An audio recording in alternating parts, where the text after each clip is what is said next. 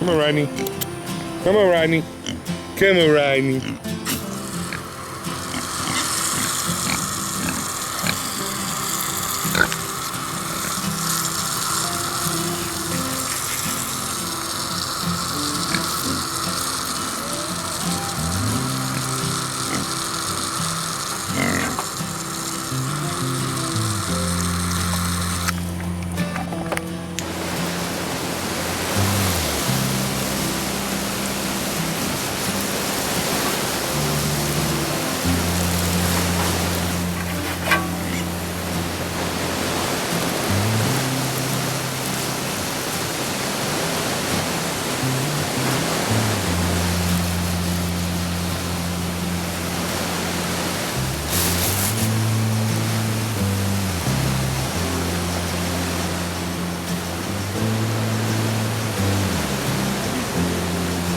Keep going, Rodney.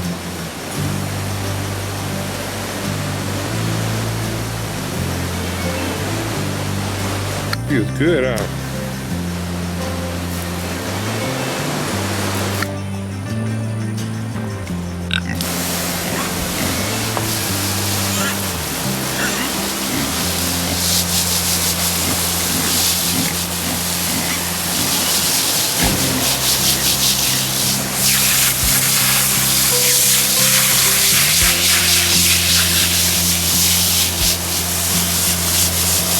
Rodney's getting a bath.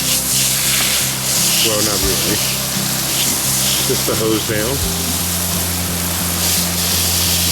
Love it. Little man. He don't mind either.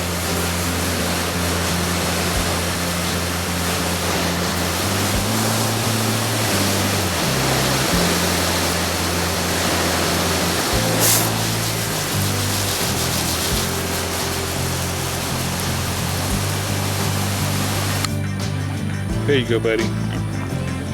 How'd that feel? How was that, Rodney? How was that, big boy? Yeah? It was good? It was good.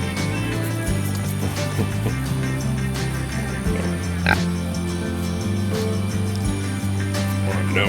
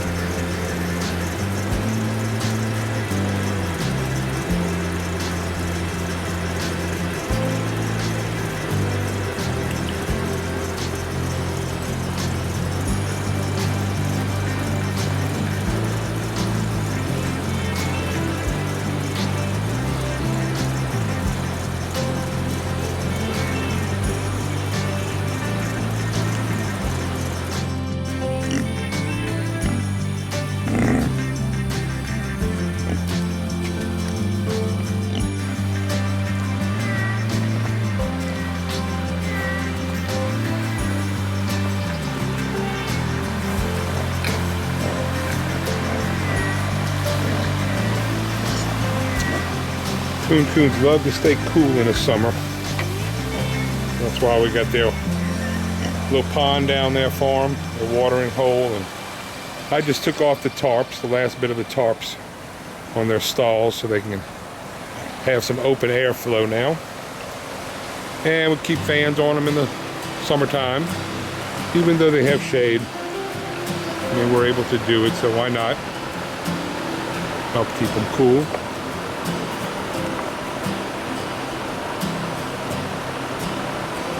And what they'll start doing in the heat of the summer, they'll actually sleep more during the day and graze at night when it's cooler. And they'll hang out in the water more during the day, the hotter it gets.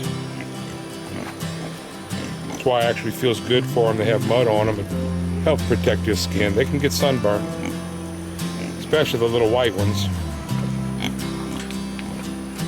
But none of ours are white anymore. They're muddy.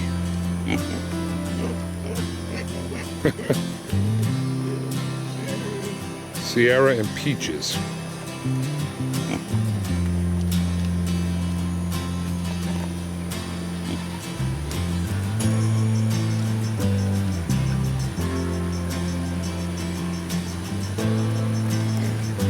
We love our coons.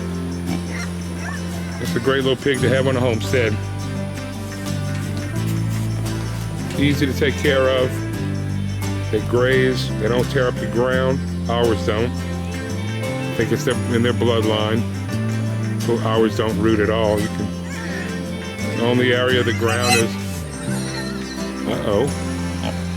Doesn't have grass. Is where we feed them. As they trample around a lot right here, but the rest of the field is all grass. And they keep it cut. They graze all day on it. Like I said, as hotter it gets, the later they'll start grazing into the night.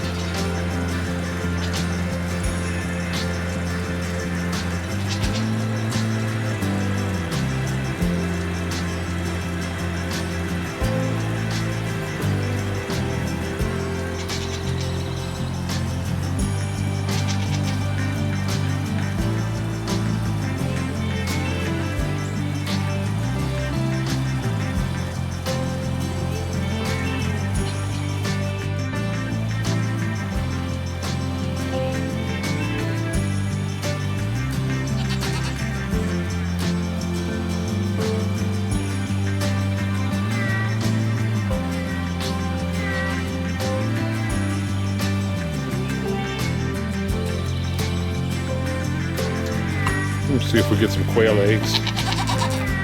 I do see one on the ground. Okay, everybody.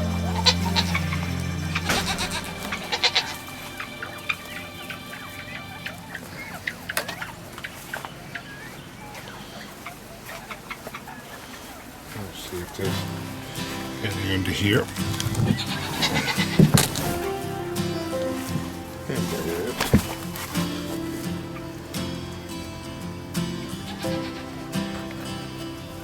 There's a couple in here.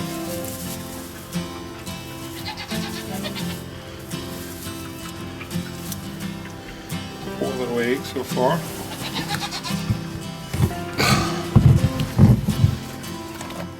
We'll check under here. Nothing under here. We got four little quail eggs. We'll feed them to Little Man and Rodney. Rodney loves them. I don't know if Little Man knows what it is. Hey, Rodney. Behind you, son. One more, Rodney.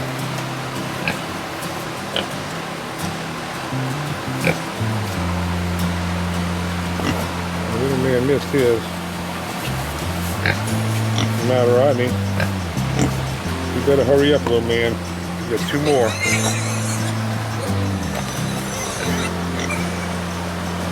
Two more.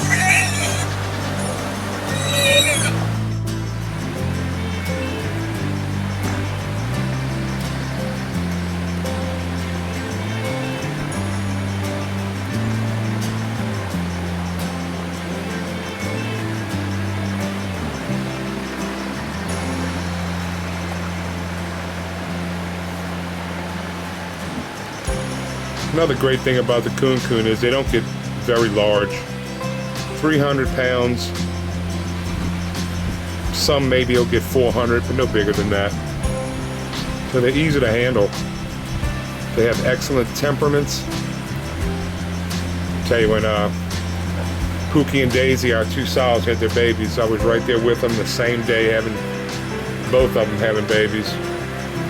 And they didn't care if I was there at all. I was helping them any way I could. It was their first time having babies. They did a wonderful job. They were both good moms.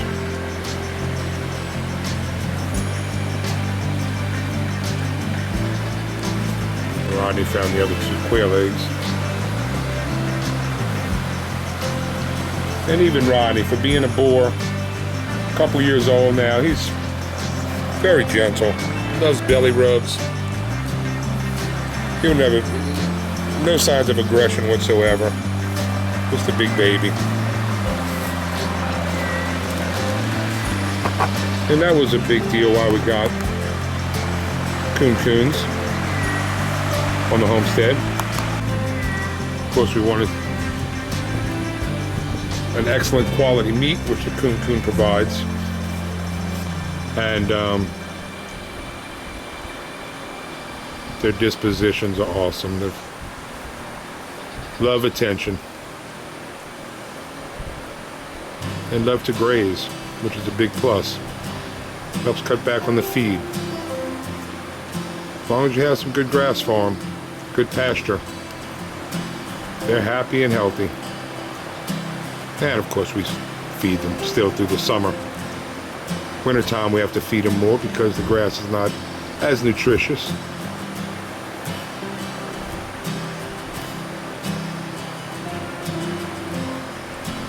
They're doing awesome.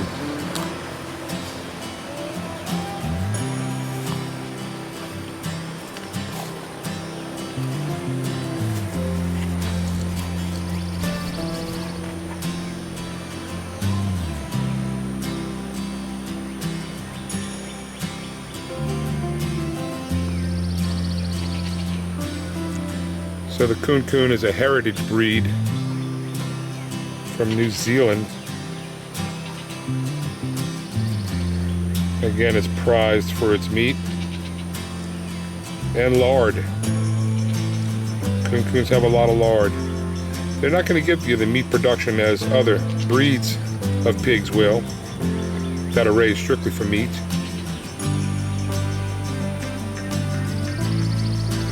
Berkshires and Yorkshires and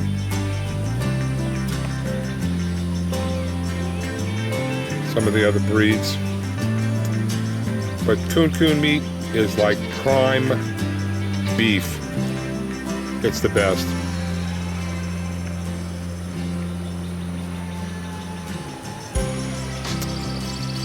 So for our homestead, having Kunes was just a no-brainer. All of the little babies we have left are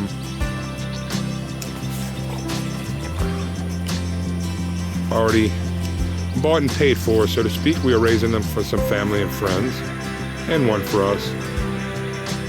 But the next time we breed, we're going to add to our Kune herd. I'd like to have maybe 3 or 4 more for us.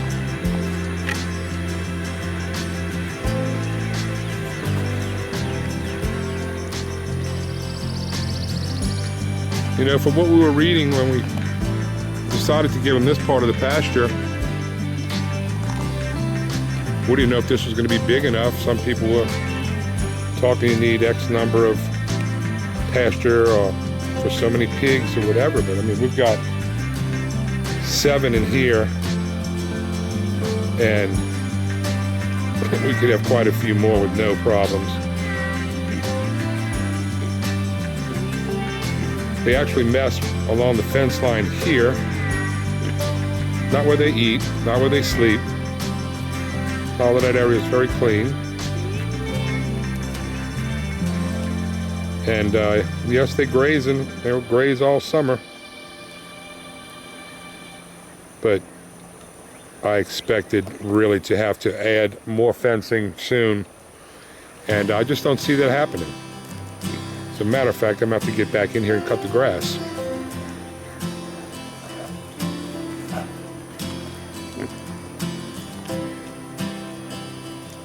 Oh, we love them.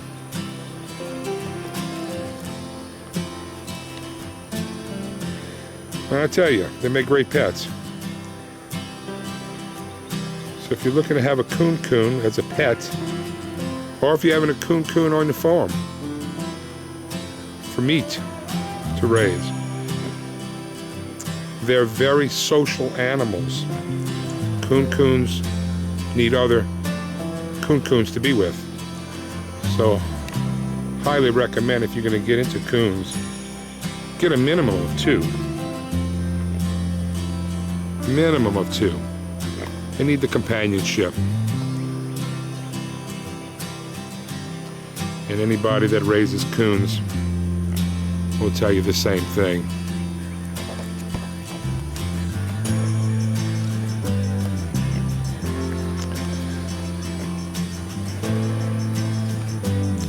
So all of our coons, a true coon actually, will have wattles. The little wattles is what hangs one on each side under their cheeks. You can see the little wattles hanging. I don't think they're good for nothing. They're just there. It's part of the breed. If you have a coon that doesn't have wattles, it's been bred out of them. So if you're buying a true coon, registered or unregistered, it should have both wattles.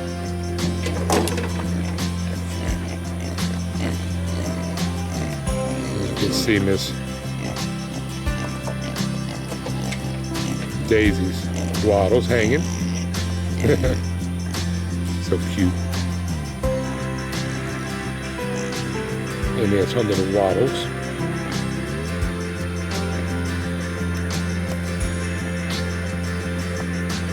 There's lashes.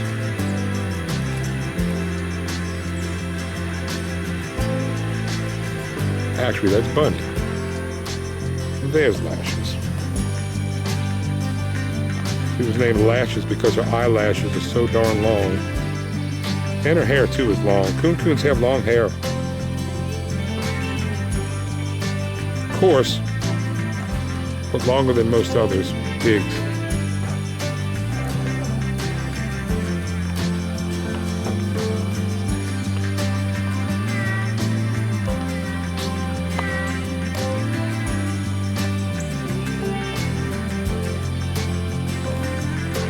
Prices vary, I guess, around the United States. Down here in Mississippi area in the South, unregistered, but good stock. As a matter of fact, see if I get this right. Pookie and Daisy's parents, I believe the boar was registered. The female had papers but wasn't registered by the owner and got lost in the process. So when we bought them, they are purebred coons. We just don't have papers on them. They're not registered. We don't really care to have our animals registered or not. But so anyway, pricing varies. Down south, South Mississippi, unregistered, depending on color variations and body definition and so forth, anywhere from $150 to $300, $350, maybe even $400. We sell ours for $200 to $300, depending on, again, color and different body characteristics.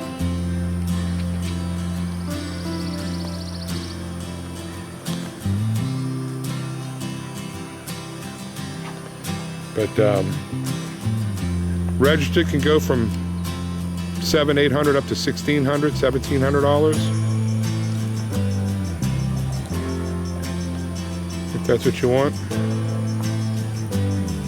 I mean, we're not showing them. We show them to our family, but we're not worried about registered stock. We like them just the way they are. Big, fat, and cuddly.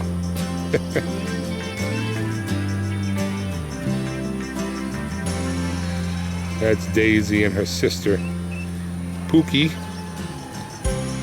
And their brother, Dookie, is the one we had put down earlier this year. Had him processed. He was 300 pounds. We got about 150 pounds of meat back, plus a bunch of lard that we'll be making soap with, cooking with. We'll render the lard and cook with it. That's what we got him for. Of course, Daisy, Pookie, and Rodney, they'll be here for the long haul. Our breeding stock, but we are going to add. We're going to add some more Kunes this go round.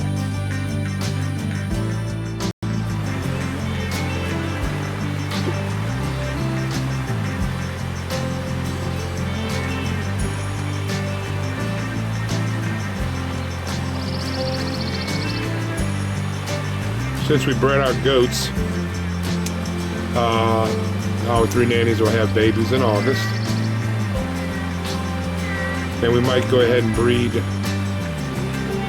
Rodney back in this summer to the 2 females and have some fall babies. We'll see.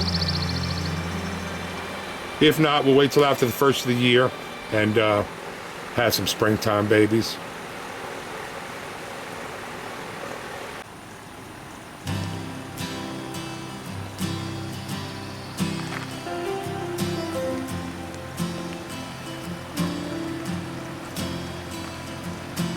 Just a nice afternoon on the farm. It's not too hot today, even though it's late May. Low humidity. And just feels nice.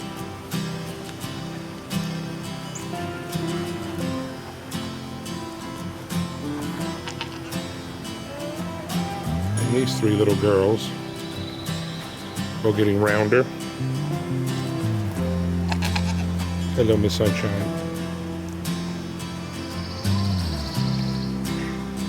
And you can see little Summer's belly. And Cinnamon's belly.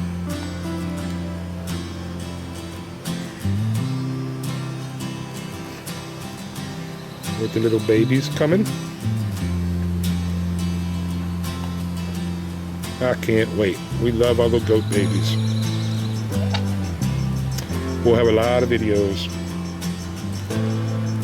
to share. We're also putting up a live cam that we'll have for when we're delivering and they're having the babies, which should be neat.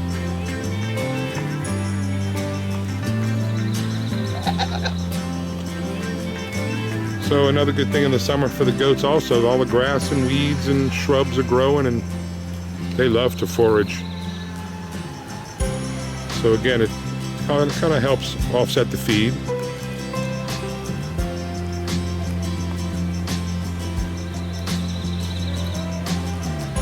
I mean, we never cut the grass back here.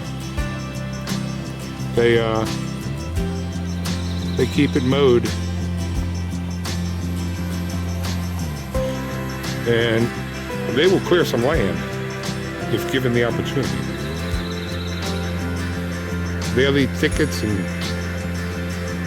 bushes and shrubs you'd think you'd have to cut down, but they'll eat them. Now, one shrub that is highly toxic and poisonous to goats is azalea. The azalea bush. That's the big shrub I just took down last week. Earlier this week, I did a video on clearing that. That was one azalea bush. They get huge. Of course, these are very old. They've been here for years. Have a little rabbit in our garden. While I'm sitting here talking, our little rabbit is enjoying the greens in the livestock garden. We have lots of rabbit here on the farm. We don't raise rabbit, but we have a lot of wild rabbit.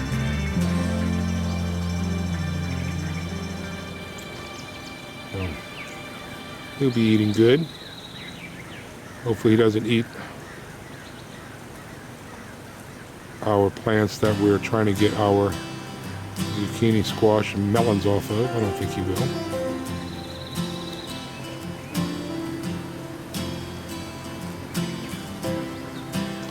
But yeah, azaleas are very toxic to goats. So, as with any animal, you know, when you have them and you're raising them, you want to know what is dangerous for them in feed, foods, different foods. You know, just because you throw something in there and they'll eat it, it doesn't mean that it's healthy for them or that it won't hurt them. You really got to do a little homework. Don't just get something and throw it in the yard and feed it whatever. That's just not right. If you can't take care of something correctly, it's just best not to get it.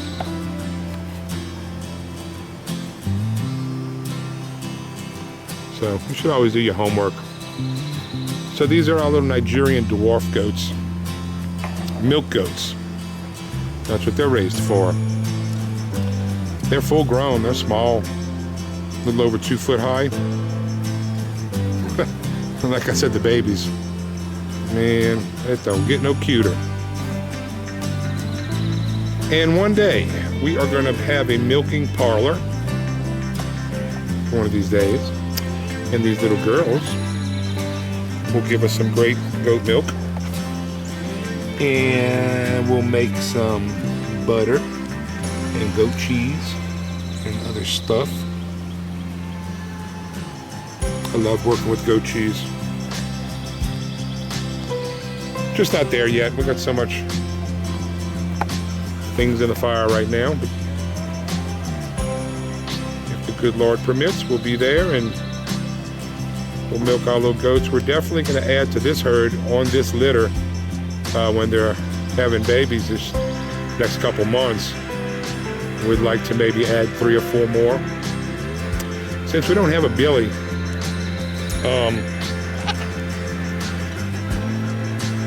we rented the billy to get these 3 pregnant this go round. The billies we had prior, we sold them.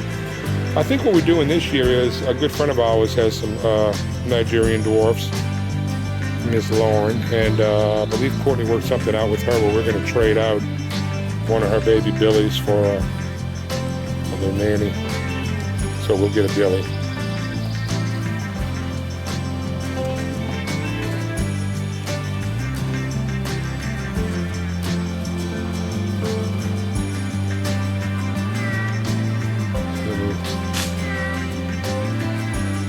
Nigerian dwarfs. We used to raise pygmy goats. Those are little meat goats. Again, they stay small, hence the name pygmy. And I believe we're gonna get more pygmies and just have a dual herd of Nigerian dwarfs and pygmies. We won't crossbreed, but we have a good bit of room for them. They've probably got an acre, I guess, back here. Got a good bit of room.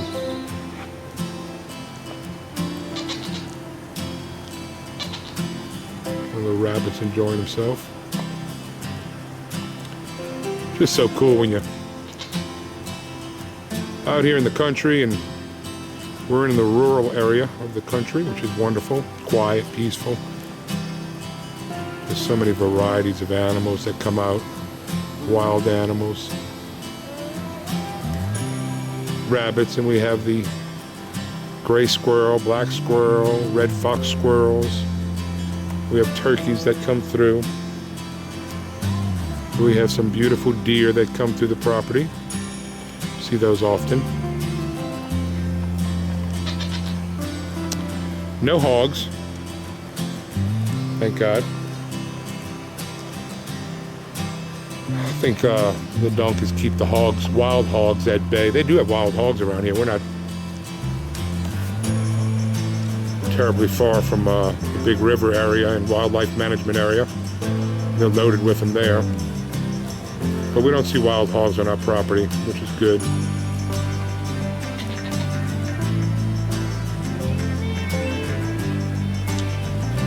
So we are seeing more and more turkeys. And I'm wondering, since we're going to be raising our little Narragansett turkeys, if once they grow, if that will attract other turkeys, wild turkeys, like the little quail do,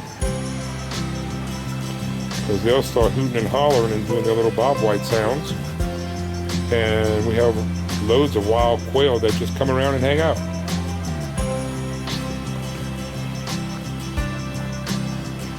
Some wanted to get into the cage, which we did let one or two in. And I believe they're still in there.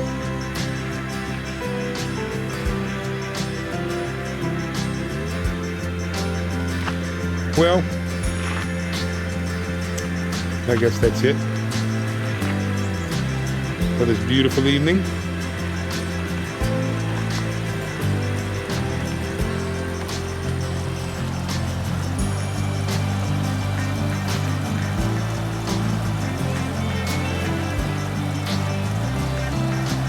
Everybody's doing good. We got our tarps all down. Kune said it would look like a tent city, and it did for the winter. But it's all about keeping them warm. And I'm going to take these tarps down this weekend on the farrowing stalls. We're not going to need them up there. And get these things ready also for August when we have our little baby coons coming. I'm sorry, not coons, our little goats. I'm getting them screwed up, getting them mixed up. Our little nanny goats are coming in August. We have no coons coming in August. We don't want any coons coming in August. We did that not too long ago. Later this year, maybe. We'll see. Well, guys, we thank you again for joining us at Old Frederick Farm Homestead. And I hope you like our videos. If you do, please give us a thumbs up, a like, and if you would share our channel and subscribe to our channel, we really, really appreciate it. I want to thank all of our loyal subscribers. Y'all are awesome. And just, you know, leaving comments and getting involved. It's awesome. Makes it kind of all worthwhile. Love it. So keep leaving comments and asking questions and giving advice to us, because we could use it. We appreciate you joining us. And y'all have a wonderful, blessed evening. Old Frederick Farm Homestead saying good night and be blessed. Thank you, guys.